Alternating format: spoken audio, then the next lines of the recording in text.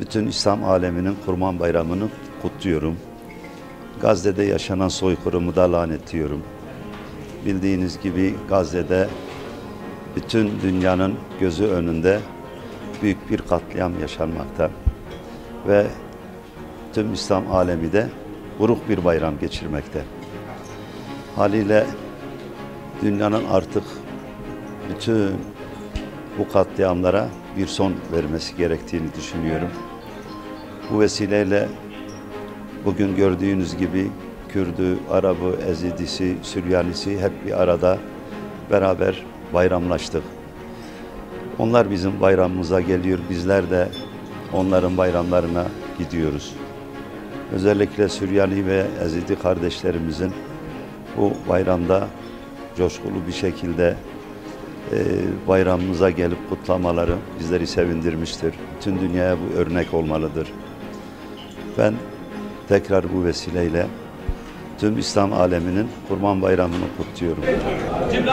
Bayramların bu şekilde halk arasında paylaşılması çok güzel bir gelenek. Eskiden kalma bir gelenek. Bu şekilde sonsuza kadar devam etmesini arzu ediyoruz aslında. En azından zamanda iş yoğunluğundan dolayı birbirlerini göremeyen arkadaşlar rahatlıkla birbirlerini görebiliyorlar. Bayramlaşıyorlar, sevinçlerini birlikte paylaşıyorlar, varsa dertlerini paylaşıyorlar. Bu geleneğin devam etmesinden yanayım. İnşallah bu şekilde devam eder. Şahin ailesi buna ön ayak olmakla birlikte genelde yine de birçok yerde bu şekilde devam ediyor olması iyi bir şey. Bu gelenek yıllardır sürüyor ve bu bir kaynaşmanın bir öncülüğü haline geldi.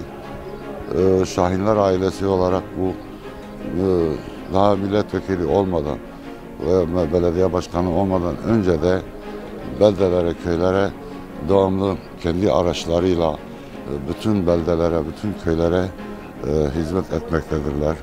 Çok sevilen bir ailedirler. Bütün halk tarafından seviliyor ve geleneklerini sürdürüyorlar.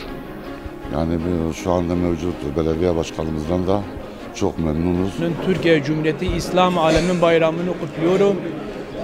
Hayırlara vesile olsun. Bu gelenek çok güzel. Atadan kalma bir gelenek. Hani gerçekten olumlu bir gelenek.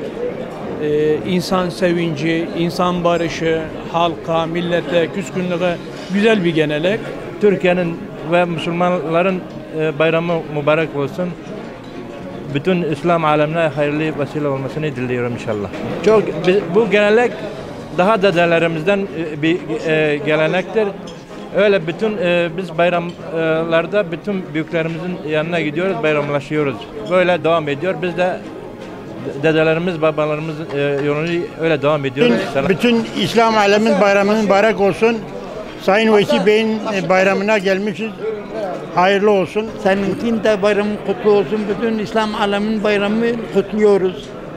Bu neşeli, kazasız belasız geçmesini istiyoruz. Evet, bu gelenek nasıl bir gelenek? Böyle bayramlar? Çok güzel, çok güzel. Memnunuz bu genellikten. Bayramınız kutlu olsun. Bütün milletimiz bayramını kutlu olsun. Bütün İslam aleminin bayramını kutlu olsun. Zaten bu bayramlaşma kaldı bizim insanların arasında. Bu bir de taziyedir. Bayramlaşma bir insanlık, bir Müslüman hayırlıklaşma bir şeydir. Adetimiz böyledir. Hep bayramlaşma olur, yakınlaşma olur, sezonlaşma olur. Güzel bir gelenek.